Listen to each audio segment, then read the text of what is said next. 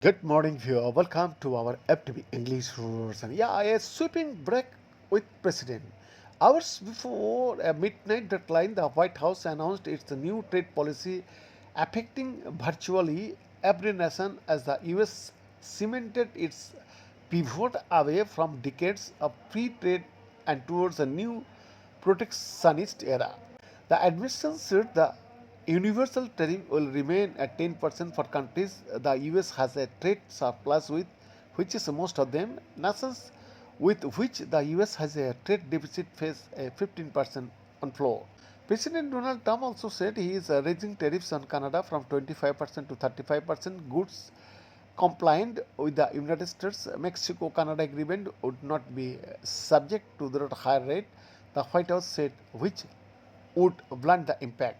In a notable hearing, a skeptical federal appeals court heard oral arguments about whether the US president overstepped his legal authority to impose many of his sweeping tariffs. New Zealand's state minister has called the White House's high tariffs unwarranted after the countries exposed to the US were subjected to a 15% base rate Thursday. The reduced the 10% levy on neighbor Australia.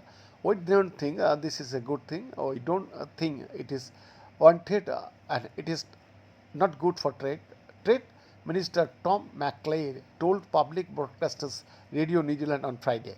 Thursday's announcement marks an increase from the 10% levy on New Zealand that the White House announced in April. Behind this exclusive report, FTV English Delhi, Bharat.